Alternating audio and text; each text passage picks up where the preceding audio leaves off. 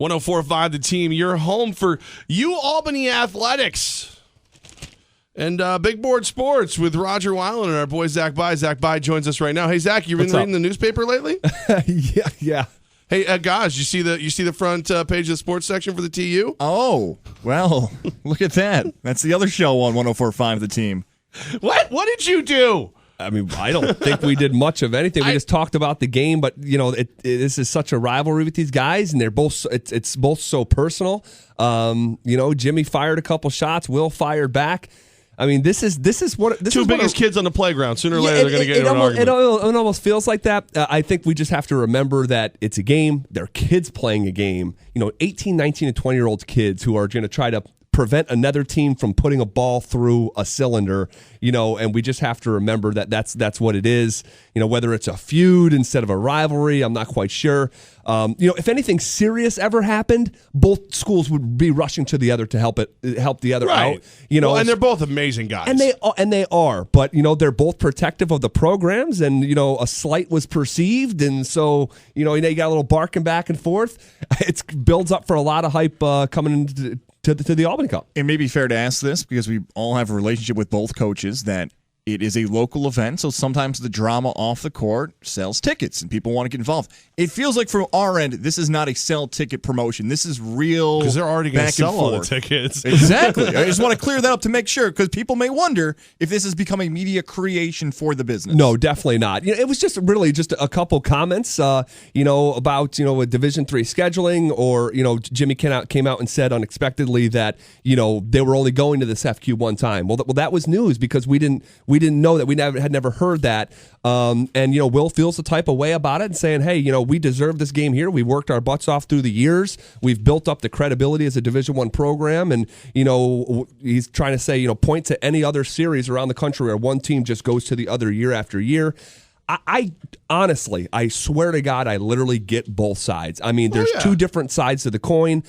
There's an arena downtown that fits 10,000. I guess it fits more, but 10, 11,000 people show up for the game. SFQ doesn't fit that much, but also it's not really fair to time and again have a home game for Siena and only, their season tickets, having an advantage that way. I literally get both sides of it.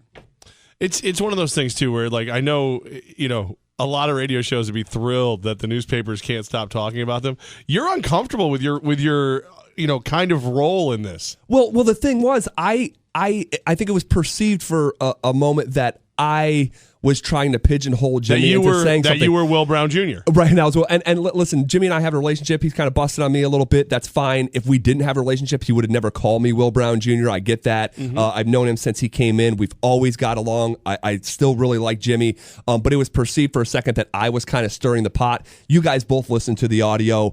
I just asked how the atmosphere was going to be and kind of took on its own life from there. But it wasn't like I was like, hey, I would have stirred the pot. I was going to say, I don't know. I was going to say, you guys listened to the audio, right? I mean, I was not over the line or anything like that. But it just is what it is. I mean, again, I think some perspective, is key here because again, we're talking about sports, and sports is the toy aisle of life. We play with toys. We talk about toys. They just happen to be guys playing a sport. We are 9 days away from that matchup between Siena and UAlbany. So let me ask the same question you asked Coach Patsos. What will that atmosphere be like at the CFQ Arena for that matchup between these two teams? It's going to be insane. I mean, it's going to be claustrophobia. I mean, really, the CFQ fits about 4,500. They'll probably get 5,000 in there because they have that big track up top. There'll be 3 people deep on that thing. It's gonna be insane. They're gonna be on top of each other. They've moved some seats around in the CFQ to fit even more seating, push people more towards the court. It's gonna be absurd. It's gonna be one of these atmospheres, like almost like a state championship high school game, where the tension is going to be so thick in that arena. You have Hatfields and McCoys, and in one spot being compressed together. My brother, when he was younger, he used to take ants and push them together, and they'd end up fighting. And he just watched 2 ants fight. I know it's like kind of early Jeffrey Dahmer type stuff. But what prison is he in? That's what it's going to be like. It's like everyone's smushed all together. The tension's going to be at an all-time high. It's going to be awesome. It's going to be great. So for someone like me who's from the outside, you guys are both natives here of the capital region. You guys have grown up in the area. Are we talking about this matchup in a smaller venue being I remember when I was at this, or the toughest ticket in town, maybe in a decade and longer than that? I don't know what other ticket would be in Capital Region history more in demand than this ticket. Something that comes to mind was American Pharoah when he came for the Travers. But even then, you can get 50,000 people on the track. You're talking about a game that routinely draws 10 to 11,000 year in and year out. And then you're saying, okay, only half of the people can get in. I can't think of another example that was as exclusive as this thing. I mean, really, I typically would be able to get my wife a ticket. Like any game she wants to come to, now she's going to carry gear and pretend she works for you. Right, we're going to push her in the gear cart with the sweaty clothes and get her in. No, but it's like I can't help you. Even my best friends, I can't help you. The tickets are too high in demand, and it's going to be awesome. I'm going to forget about the future of the game and that discussion because that's really for another day.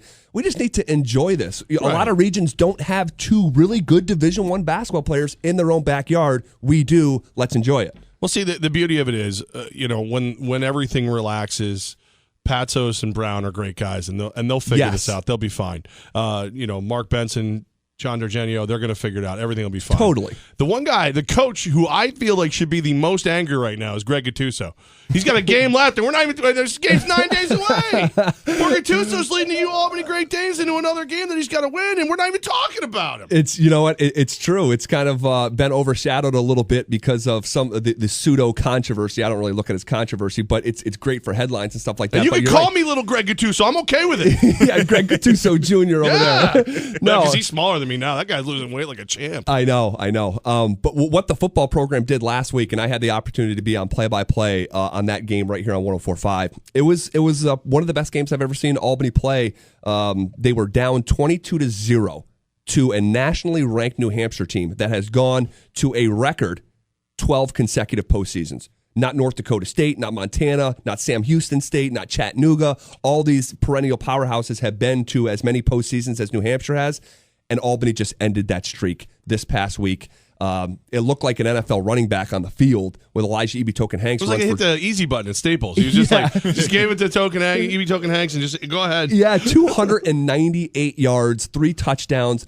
And I joked around off the air like it would be like if you took an NFL running back and said, hey, just for fun, let's drop him in the middle of a CAA game and see how he does. That's what it felt like. I'm not here saying Elijah Eby Token Hanks is going to the NFL, but that's what it felt like because New Hampshire could not do anything. He didn't have one run for longer than 44 yards. So there's 2 different ways to get to nearly 300. You break 3 big ones or you just grind it out like a blue collar guy. And that's what that performance was. And usually the grind it out is a bigger back. Yes. He's not that. He's a little guy. But he lowers the shoulder too, though. Yes, he's physical, but stature-wise, I call him a mall food court guy, and this is what the analogies I've used over the years. Like he's in the mall food court, you're sitting next to him, you have no idea he's a Division I football player that starts and gets nearly 300 yards against a nationally ranked team. He's just eating a Subway, you're eating your Chipotle, and you never recognize each other. As opposed to that big back, you're like, he Derrick walks Henry's by, over there. Whoa, what do you do with that body? Because I know you do something with that body. Elijah Eby Token Hanks, you walk by him in the mall food court, but then when you take the field,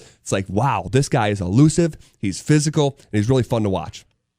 Now they got one more game. Yeah, Stony Brook. Yeah. In-state rival, conference rival. Right. Talking about Hatfields and McCoys. The home of Will Tye, tight end of the New York Giants. Yeah. What are we looking for in this game? Stony Brook's really good, but they've been hot and cold. They've dealt with some injuries. This was a team that, we saw earlier in the season play Richmond. Richmond went to Virginia, ACC opponent, and smacked them, 17-point win. The next week, came and got blown out by Stony Brook. And that was the best version of themselves. And we've also seen them lose some games that we had penciled in as automatic W's with a Sharpie. So I look at it as a coin flip game. I mean, if Albany plays like they did in the second half against New Hampshire, they will win the football game. But you know what? Sometimes you don't know what you're going to get because the previous week against Delaware, they're ahead 17-7, and then they lay an egg in the second half. So I'm expecting a great game. It's going to be a beautiful day. I don't know if you guys checked out the weather. It's supposed to be like 65 and sunny tomorrow. And it's going to be an awesome day for college football. The team can get to 7-4 after they had a 3-win season a week ago. When you play such a small, compact schedule, if you can be +4 in a win margin from one season to the other, be a raging success, and it would be the best CAA football season that Albany's had since they entered the league. Playoff-wise, is it as simple as, hey, if team X and Y lose and Albany wins, Albany is in, or is there just so many variables and not enough knowledge about the committee that we just can't figure that out? Yep, the latter. You hit it. I mean, one thing that Albany does need to happen is New Hampshire needs to beat Maine this week. New Hampshire needs to get to 7-4. The CAA is viewed as, and we call it this, the SEC of FCS. So if you finish like 4th in the SEC or 5th in the SEC, you had a really good season. And that's the position that Albany's in. They need New Hampshire to pick up a win against Maine. They both finish at 7-4. Albany has the head-to-head advantage. And then, of course, Albany needs to beat Stony Brook. And I think maybe, and Roger said this earlier, maybe win by 2 or 3 scores for a little bit of a style point. So now you look at their resume and say, okay, if you're in a toss-up with them and another team, they have an FBS win. They had a triple overtime loss against Richmond, which is like 90% of a win in my estimation. They have a win on the road at nationally ranked New Hampshire. They have a nice little resume. So if it's a coin flip between them and a handful of teams, I think they could get a tiebreaker, but it's not even worth discussing all the scenarios because, like you said, there's just a bunch of different variables firing at once. We are 104.5 The Team, your home for UAlbany Great Danes football, basketball, big board sports with Roger Weiland and Zach By. So, Zach, what's your schedule like right now as far as the Great Danes go? Well, okay, so tomorrow we'll do the pregame for an hour in the tailgate. We'll call the game, and then we're going to take off immediately. We'll probably cut the post-game short, hit the road, drive to Mohegan Sun, and call the basketball game at night, which, thank God, starts at 8 instead of 7. It'll give us time to get there, so we'll do kind of a suicide mission, call the game at night against Grand Canyon, which set a school record last year, 27 wins, coached by Thunder Dan Marley, the former NBA All-Star.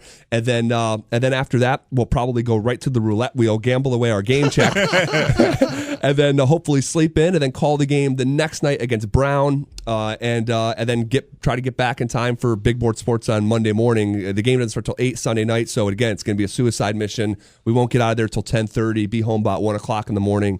Get in and hopefully 7 o'clock the next morning and plan out the show. So keep listening right here to 104.5 The Team to make sure that Zach and Roger are still standing. Yes. That's a tease right there. That's a tease. Will they be alive? Will they have a pulse? That's next. Zach, thanks, man. Safe travels. All joking aside. Thank you guys so much. Love coming on here and having fun.